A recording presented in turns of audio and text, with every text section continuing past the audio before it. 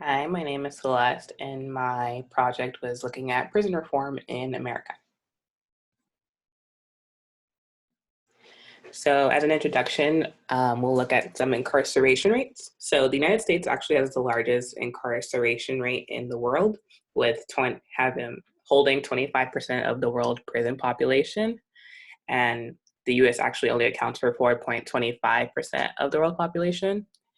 And a lot of prisoners in these state facilities were sentenced for drug related offenses, such as trafficking and possession. Um, and this is the second most common offense after murder and robbery. Looking at some more rates, over 2.3 million people in America are incarcerated, and that's spread amongst the 1,800 state prisons, 1,700 juvenile facilities, 110 federal prisons, and 13,000 local jails. And on the right in the graph, you can see how that's kind of distributed. What's not included is actually the military prisons, immigration detention facilities, and state psychiatric hospitals. So these are also for-profit institutions that are holding people accountable, but making profit off their rehabilitation.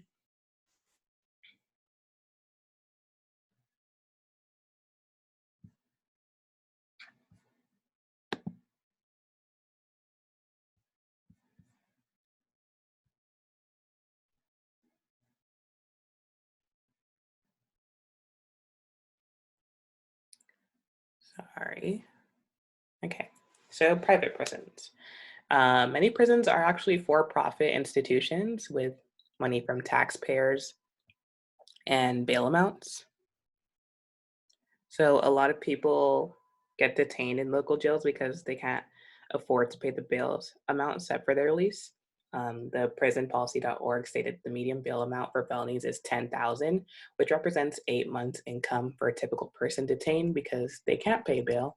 So a lot of times, if you're in the higher class, you're able to kind of escape having to stay in these facilities for longer than you need to, and you're able to get better representation for yourself, so you possibly won't even have to serve any time, whereas the lower class don't have that luxury.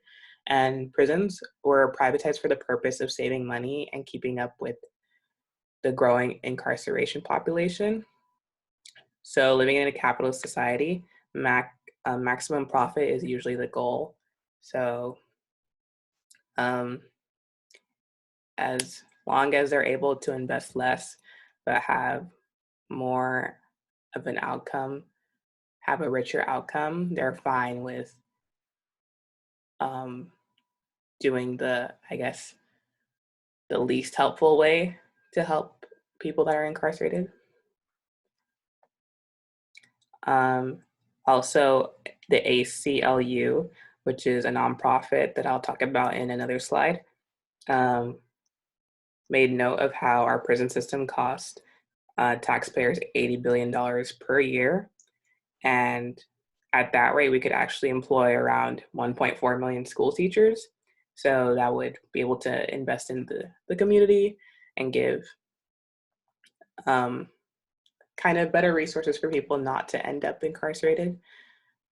Or another thing that they could do with $80 billion a year is um, buy a home for every single homeless American. So that kind of just brings more resources to the community, so that people don't actually have to resort to crime.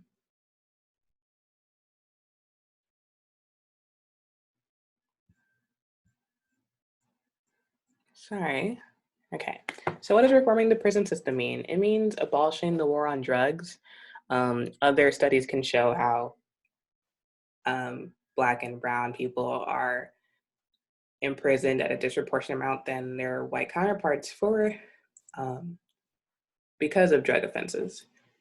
Getting rid of private prisons and detention centers. So, as I mentioned before, the focus is more about profit rather than helping the individuals that are incarcerated. So, making this more of a public center government funding would be more helpful in having these people get better and um, function um, function back into society whenever they're released. Abolishing cash bails. Um, Cash bails really only punish the poor, so it makes it unfair that those with more money are able to kind of escape. Investing money into community resources, as I mentioned before. Um, when there's more resources in the community, more support, there's less crime. So that would be beneficial.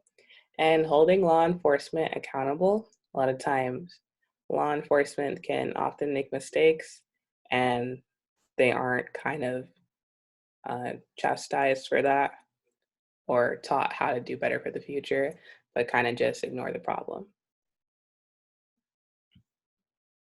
Some organizations calling for action, groups like the American Civil Liberties Union and the Prison Policy Initiative give information and possible solutions to reforming the current American prison system.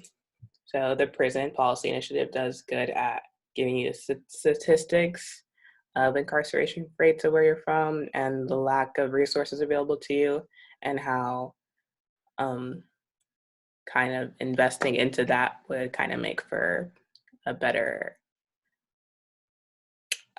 community.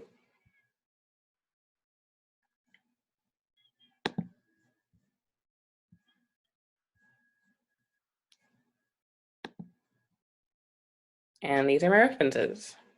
Thank you.